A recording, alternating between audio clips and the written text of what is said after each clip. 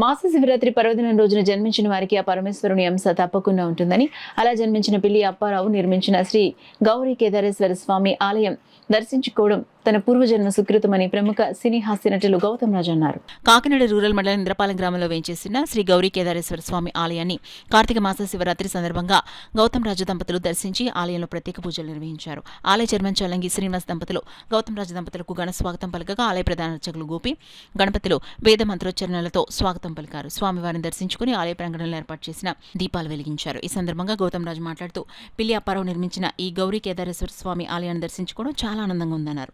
కార్తీక మాస నేపథ్యంలో పంచారామ క్షేత్రాలు దర్శించుకునే సమయంలో ఎంతో విశిష్టత కలిగిన ఈ ఆలయానికి రావటం పూర్వజన్మ సుకృతంగా భావిస్తున్నానన్నారు. ఎటువంటి లాభాపేక్ష ఆశించకుండా భక్తిభావంతో పరమేశ్వరునికి సేవ చేయాలనే తపంతో ఆలయాన్ని సంరక్షిస్తున్న చల్లంగి శ్రీనివాస్ దంపతులను అభినందించారు.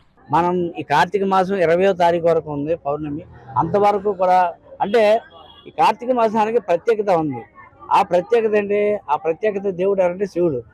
మన అదృష్టం ఏంటంటే కార్తీక మాసంలో శివుని పూజిస్తే మన కోరికలు నెరవేరుతాయి, మన కష్టాలు తీరుతాయి, మనం అనుకున్న పని జరుగుతుంది అనేటువంటి నానుడి ఉంది. కాబట్టి మీరందరూ కూడా కార్తీక మాసం ఇంకా 20వ తారీఖు ఉంది కాబట్టి ఈ గౌరీ కేదారేశ్వర స్వామిని దర్శించండి. ఎందుకంటే కేదారేశ్వర స్వామి శివాలయం లేదు, ఇక్కడే ఉంది.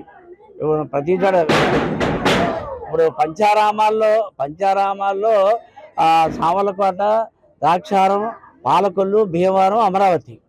కానీ గౌరీ గౌరీ మాతతో కలిపి కేదారేశ్వర స్వామి లేడు. అందుచేత ఇక్కడ ఆయనకి భగవంతుడు ఆయన మనసులో పిల్లి అప్పారావు గారి మనసులో ఉద్భవించి ఆయన కల్లో కనిపించి ఇక్కడ దేవాలయం నిర్మించాలని అంటే ఆయన ఎంతో కష్టంతో అందరి సహాయ సహకారాలతో ఈ దేవాలయం నిర్మించారు. కనుక ఈ దేవాలయానికి వచ్చి మీరు కుటుంబ సమేతంగా వచ్చి ఆ శివుని అనుగ్రహాన్ని పొందండి. అయితే పిల్లి అప్పారావు గారికి ఎందుకు దేవుడు మనసులోకి వచ్చి ఈ దేవాలయాన్ని నువ్వు నిర్మించాను ఎందుకు చెప్పారు అంటే ఆయన పుట్టింది కూడా మహాశివరాత్రి రోజు. శివరాత్రి రోజున పుట్టినప్పుడు ఆటోమేటిక్గా వాళ్ళకి శివుడి యొక్క అంశం ఉంటుంది.